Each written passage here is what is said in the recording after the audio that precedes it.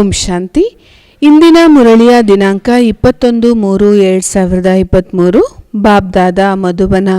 ಬಾಬಾ ತಿಳಿಸ್ತಾರೆ, ಮಧುರ ಮಕ್ಕಳೇ, ಭಗವಂತ ಬಂದಿದರೆ ಈಗ ಭಕ್ತರಿಗೆ ಭಕ್ತಿಯ ಫಲ, ಮುಕ್ತಿ, ಜೀವನ್ ಮುಕ್ತಿಯ ಆಸ್ತಿಯನ್ನು ಕೊಡ್ಲಿಕ್ಕೋಸ್ಕರ ನೀವು ಭಕ್ತರಿಂದ ಈಗ ಮಕ್ಕಳಾಗಿದ್ದೀರಾ. ಪ್ರಶ್ನೆ: ನೀವು ಮಕ್ಕಳು ಯಾವ ಸ್ಮೃತಿಯಲ್ಲಿ ಇರಬೇಕಾಗಿದೆ? ಇದರಿಂದ ಹೃದಯದಲ್ಲಿ ಖುಷಿಯ ಡೋಲು ಬಾರಿಸತ್ತೆ. ಉತ್ತರ: ಸದಾ ಸ್ಮೃತಿ ಇರಬೇಕು. ಅತ್ಯಂತ ಪ್ರೀತಿ ಪಾತ್ರರಾದಂಥ ತಂದೆ ಬಂದಿದ್ದಾರೆ.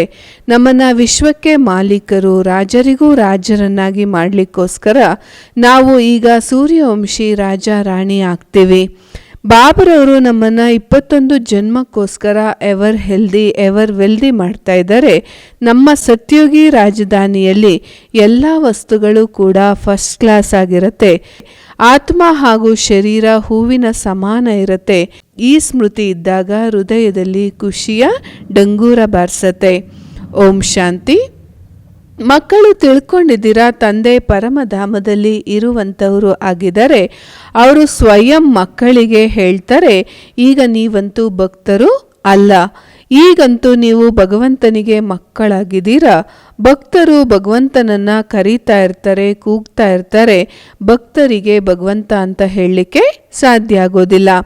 ಭಕ್ತರಂತೂ ಅನೇಕರಿದ್ದಾರೆ, ಭಗವಂತ ಅಂತೂ ಒಬ್ಬರೇ ಇದ್ದಾರೆ.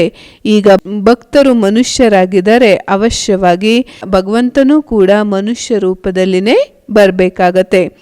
ಗಾಯನವೂ ಕೂಡ ಇದೆ. ನಾವು ಮನೆಯಲ್ಲಿ ಇದ್ದಾಗಲೇ ಭಗವಂತನೂ ಕೂಡ ಬರ್ತಾರೆ, ಮನೆಯಲ್ಲಿಯೇ ಸಿಗ್ತಾರೆ ಅಂತ. ಯಾವ ಮನೆಗೆ ಬರ್ತಾರೆ? ಮನುಷ್ಯರ ಮನೆಗೆ ಬರ್ತಾರೆ.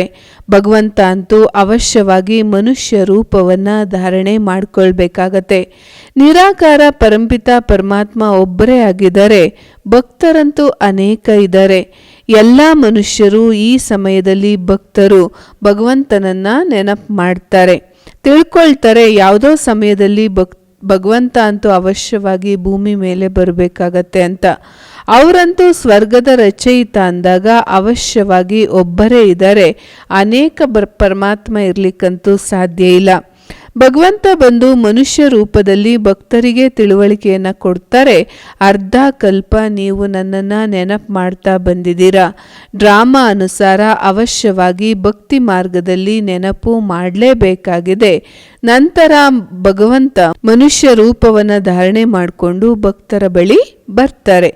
ಭಕ್ತರು ಕೂಡ ಮನುಷ್ಯರಾಗಿದ್ದಾರೆ ಅಂದಾಗ ನಾನು ಕೂಡ ಮನುಷ್ಯರನ್ನೇ ಭೇಟಿ ಮಾಡಬೇಕಾಗತ್ತೆ. ಅವಶ್ಯವಾಗಿ ನಾನು ಕೂಡ ಮನುಷ್ಯನ ರೂಪವನ್ನು ಧಾರಣೆ ಮಾಡಿಕೊಳ್ಬೇಕಾಗತ್ತೆ. ಯಾವುದೇ ಮತ್ಸ್ಯಾವತಾರದಲ್ಲಿ ಅಥವಾ ಕೂರ್ಮಾವತಾರದಲ್ಲಿ ನಾನು ಬರೋದಿಲ್ಲ. ಬಾಬಾ ಹೇಳ್ತಾರೆ, ನಾನು ಬರ್ತೀನಿ, ಮಕ್ಕಳಿಗೆ ನನ್ನ ಪರಿಚಯವನ್ನು ಕೊಡ್ತೇನೆ. ನನ್ನ ಪರಿಚಯ ಅಂತೂ ಯಾರಿಗೂ ಇಲ್ಲ. ಅದಕ್ಕೋಸ್ಕರ ನಾನು ಬರ್ತೀನಿ, ಪರಿಚಯವನ್ನು ಕೊಡ್ತೀನಿ. ನಾನು ಬಂದಿರೋದೇ ನನ್ನ ಪರಿಚಯವನ್ನು ಕೊಡ್ಲಿಕ್ಕೋಸ್ಕರ.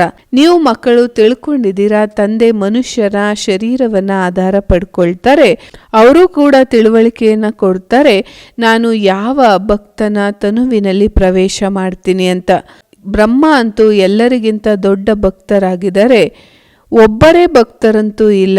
ಯಾರು ಹಳೆಯ ಭಕ್ತರಿದ್ದಾರೆ ಅವರ ಲೆಕ್ಕಾಚಾರಗಳನ್ನು ನಾನು ತಿಳಿಸ್ಕೊಡ್ತೇನೆ. ಅವರೇ ಪ್ರಾಚೀನ ದೇವಿ ದೇವತೆಗಳಾಗಿದ್ರು, ಸತ್ಯುಗದ ಆದಿಯಲ್ಲಿದ್ರು. ನಂತರ ಭಕ್ತಿ ಮಾರ್ಗದಲ್ಲಿ ಬಂದು ಅವರೇ ಭಕ್ತಿಯನ್ನು ಕೂಡ ಪ್ರಾರಂಭ ಮಾಡ್ತಾರೆ. ಅಂದಾಗ ಅವರು ಎಲ್ಲರಿಗಿಂತ ಹಳೆಯ ಭಕ್ತರಾಗ್ತಾರೆ. ಅವರೇ ಸಂಪೂರ್ಣವಾದಂಥ ಭಕ್ತಿ ಮಾಡಿರುವಂಥವರು. ಅವರು ಬಂದಿದ್ದಾರೆ ಭಗವಂತನೊಂದಿಗೆ ಭೇಟಿ ಮಾಡ್ತಾ ದೇವಿ ದೇವತಾ ಪದವಿಯನ್ನು ಪ್ರಾಪ್ತಿ ಮಾಡ್ಕೊಳ್ಳಿಕ್ಕೋಸ್ಕರ. ನಂತರ ಬಂದು ಸಮ್ಮುಖದಲ್ಲಿ ಭೇಟಿ ಮಾಡ್ತಾರೆ. ನೀವು ತಿಳ್ಕೊಂಡಿದ್ದೀರಾ, ನಾವು ಭಕ್ತರಾಗಿದ್ವಿ. ಪೂರ್ತಿ ಪ್ರಪಂಚದವರು ಭಕ್ತರಾಗಿದ್ದಾರೆ. ಭಗವಂತ ಬಂದಿದ್ದಾರೆ ಭಕ್ತರನ್ನ ರಕ್ಷಣೆ ಮಾಡಲಿಕ್ಕೋಸ್ಕರ.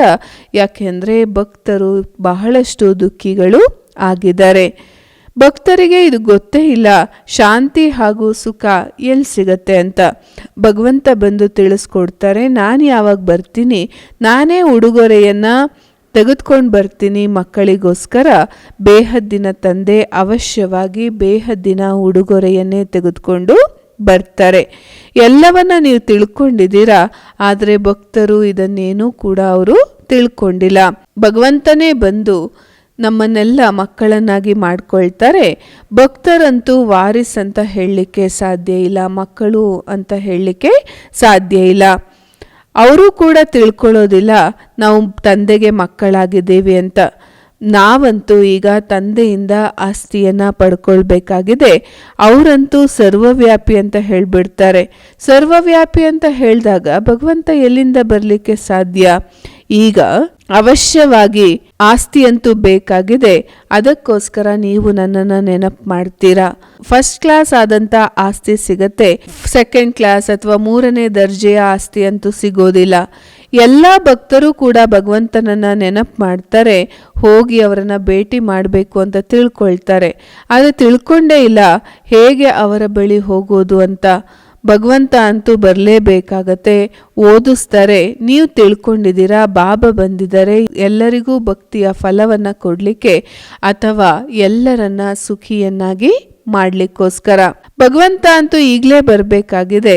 ಅವರಂತೂ ಆತ್ಮಿಕ ಮಾರ್ಗದರ್ಶಕರಾಗಿದ್ದಾರೆ. ವಾಸ್ತವದಲ್ಲಿ ಮನುಷ್ಯರ ಸತ್ಯ ತೀರ್ಥಸ್ಥಾನ ಮುಕ್ತಿಧಾಮ ಹಾಗೂ ಜೀವನ್ ಮುಕ್ತಿಧಾಮ ಆಗಿದೆ. ಸ್ವರ್ಗದಲ್ಲಿದ್ದಂತಹ ದೇವತೆಗಳ ಜಡಚಿತ್ರಗಳಂತೂ ಈಗ ಇದೆ. ಆ ಜಡಚಿತ್ರಗಳ ಬಳಿ ಹೋಗಿ ನೆನಪನ್ನು ಮಾಡ್ತಾರೆ, ಯಾತ್ರೆಯನ್ನು ಮಾಡ್ತಾರೆ. ಅದಾಗತ್ತೆ ಶಾರೀರಿಕ ಯಾತ್ರೆ. ದೆಲ್ವಾಡ ಮಂದಿರದಲ್ಲಿ ಅಥವಾ ಜಗದಂಬೆಯ ಮಂದಿರಕ್ಕೆ ಯಾತ್ರೆಯನ್ನು ಹೋಗ್ತಾರೆ. ಅವರಂತೂ ಭಕ್ತರಾಗಿದ್ದಾರೆ. ಭಗವಂತ ಬಂದು ಈ ಯಾತ್ರೆಗಳು ಏನೆಲ್ಲ ಪೆಟ್ಟನ್ನು ತಿಂತೀವಿ ಇದರಿಂದ ಬಿಡಿಸ್ತಾರೆ. ಭಕ್ತರು ಭಗವಂತನನ್ನ ಮಿಲನ ಮಾಡ್ತಾರೆ ಅಂದಾಗ ಭಗವಂತ ಅಂತೂ ಭಕ್ತಿಯ ದುಃಖದಿಂದ ಬಿಡಿಸಿ ಸ್ಥಿರತೆಯನ್ನು ಕೊಡ್ತಾರೆ. ಬಾಬಾ ಹೇಳ್ತಾರೆ, ಯಾವುದೆಲ್ಲ ಧರ್ಮದವರಿದ್ದಾರೆ ಎಲ್ಲ ಮನುಷ್ಯ ಮಾತ್ರರಿಗೂ ಕೂಡ ಈಗ ಸ್ಥಿರತೆ ಸಿಗತ್ತೆ. ನಿಜವಾದಂಥ ಸ್ಥಿರತೆ ಅಂದರೆ ಮುಕ್ತಿ ಮತ್ತು ಜೀವನ್ ಮುಕ್ತಿ ಧಾಮ ಆಗಿದೆ.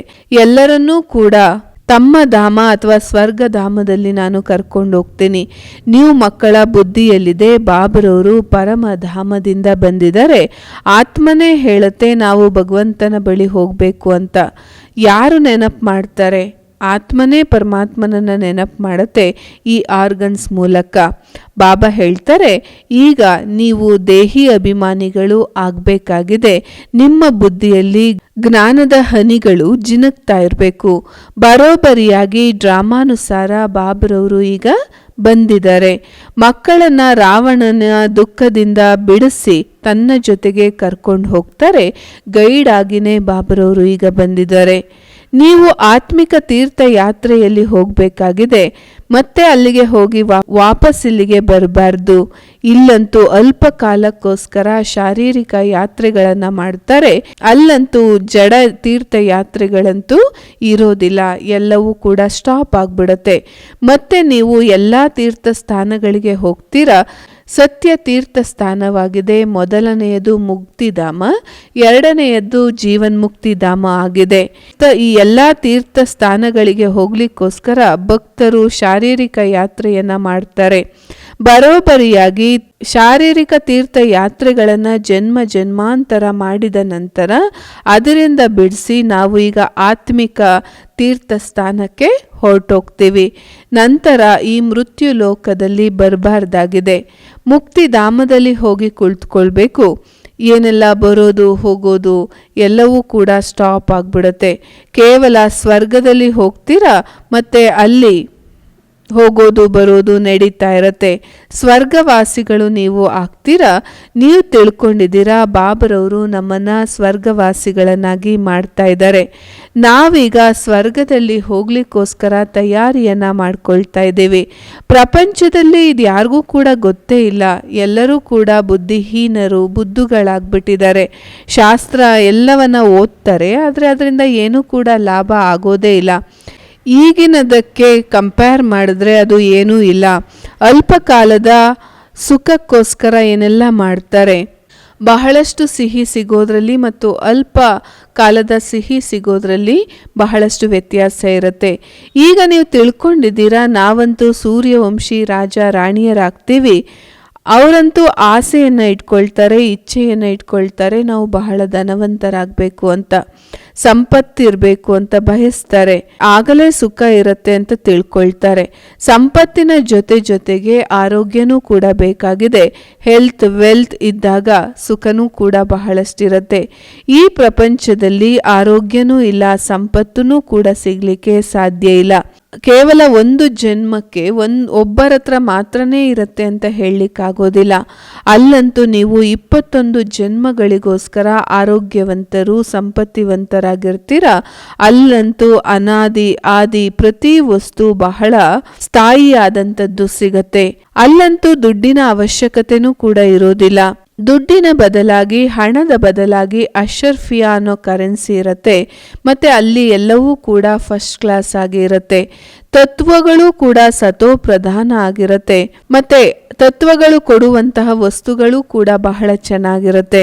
ಊಟ ತಿನ್ನೋದ್ರಲ್ಲಿ ಎಲ್ಲದರಲ್ಲೂ ಕೂಡ ಮಜಾ ಇರುತ್ತೆ. ಈಗ ನಿಮ್ಮ ಹೃದಯದಲ್ಲಿ ಡೋಲು ಬಾರಿಸಬೇಕಾಗಿದೆ. ಮೋಸ್ಟ್ ಬಿಲವೆಡ್, ಅತ್ಯಂತ ಪ್ರೀತಿ ಪಾತ್ರರಾದಂಥ ತಂದೆ ಬಂದಿದ್ದಾರೆ. ಹೇಳ್ತಾರೆ, ನಾನಂತೂ ನಿಮ್ಮ ಮೋಸ್ಟ್ ಬಿಲವೆಡ್ ತಂದೆ ಆಗಿದ್ದೀನಿ. 63 ಜನ್ಮಗಳಿಂದ ನೀವು ನನ್ನನ್ನು ನೆನಪು ಮಾಡ್ತಾ ಬಂದಿದ್ದೀರಾ. ಅವಶ್ಯವಾಗಿ ಅತ್ಯಂತ ಪ್ರೀತಿ ಪಾತ್ರನಾಗಿದ್ದೀನಿ.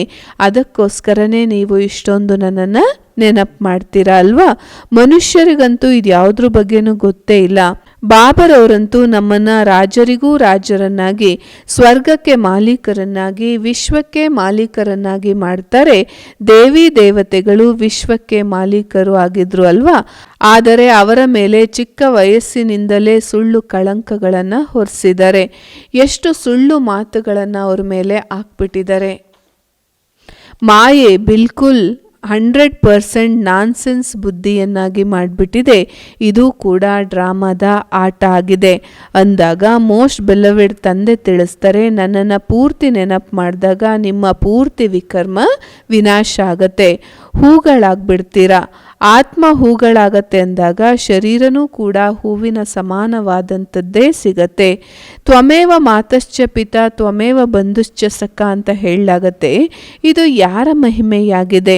ನಾಯಿ ಬೆಕ್ಕು ಎಲ್ಲದರಲ್ಲೂ ಈಶ್ವರ ಇದ್ದಾರೆ ಅಂತ ಹೇಳ್ತಾರೆ ಅಂದಾಗ ನಾಯಿ ಬೆಕ್ಕು ತಂದೆ ತಾಯಿ ಆಗಲಿಕ್ಕೆ ಸಾಧ್ಯ ಆಗತ್ತಾ? ಅಥವಾ ಪ್ರಾಣಿಗಳೆಲ್ಲ ತಂದೆ ತಾಯಿ ಆಗಲಿಕ್ಕೆ ಸಾಧ್ಯ ಆಗತ್ತಾ?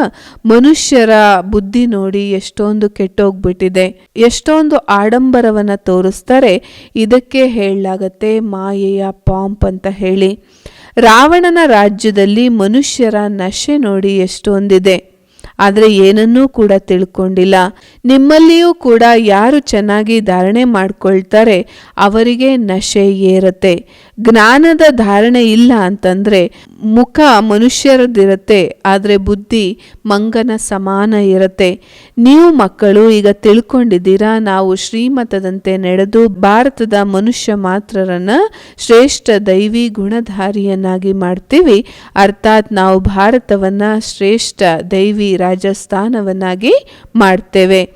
ಯಾರಿಗೆ ಈ ನಶೆ ಇರುತ್ತೆ ಅವರು ಬಹಳ ಚೆನ್ನಾಗಿ ಈ ರೀತಿ ಹೇಳ್ತಾರೆ. ಎಲ್ಲಾದರೂ ನೀವು ಭಾಷಣ ಮಾಡ್ತೀರಾ ಅಂತಂದರೆ ಹೇಳಿ, ಶ್ರೀ ಅರ್ಥಾತ್ ಶ್ರೇಷ್ಠ ಮತದಂತೆ ನಾವು ನಡೀತಾ ಇದ್ದೀವಿ. ಭಗವಂತ ಅಂತೂ ಜ್ಞಾನ ಸಾಗರ ಆಗಿದ್ದಾರೆ, ಆನಂದ ಸಾಗರ ಆಗಿದ್ದಾರೆ. ನಾವು ಅವರ ಮತದಂತೆ ನಡೀತಾ ಇದ್ದೀವಿ. ಯಾದವರು ಹಾಗೂ ಕೌರವರು ಇಬ್ಬರೂ ಇದ್ದಾರೆ. ಅವರಂತೂ ರಾವಣನ ಮತದಂತೆ ಇದ್ದಾರೆ. ನಾವು ಪಾಂಡವರು ಭಗವಂತನ ಶ್ರೀಮತದಂತೆ ನಡೀತಾ ಇದ್ದೀವಿ. ಗೆಲುವು ಕೂಡ ನಮ್ಮದೇ ಇದೆ. ಶ್ರೀಕೃಷ್ಣ ಯಾವುದೇ ಸ್ವರ್ಗ ಸ್ಥಾಪನೆಯನ್ನ ಮಾಡೋದಿಲ್ಲ. ಭಗವಂತ ತಂದೆನೇ ಬಂದು ಸ್ಥಾಪನೆ ಮಾಡ್ತಾರೆ. ನಾವು ಭಾರತವನ್ನು ಶ್ರೇಷ್ಠರನ್ನಾಗಿ ಮಾಡ್ತೀವಿ. ಹಾಗೂ ಯಾರೂ ಕೂಡ ಈ ರೀತಿ ಹೇಳಲಿಕ್ಕೆ ಸಾಧ್ಯ ಇಲ್ಲ ನಾವು ಈಶ್ವರಿಯ ಮತದಂತೆ ನಡೀತಾ ಇದ್ದೀವಿ ಅಂತ.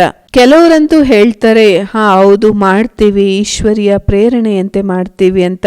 ಬಾಬರವರಂತೂ ಹೇಳ್ತಾರೆ, ನಾನು ಇವರ ಶರೀರದಲ್ಲಿ ಬಂದು ಮತವನ್ನು ಕೊಡ್ತೇನೆ, ಇದರಲ್ಲಿ ಪ್ರೇರಣೆಯ ಮಾತುಗಳಂತೂ ಇರೋದಿಲ್ಲ ಅಂದಾಗ ಮೊದಲು ನಿರಾಕಾರನ ಮಹಿಮೆಯನ್ನ ಮಾಡಬೇಕಾಗಿದೆ.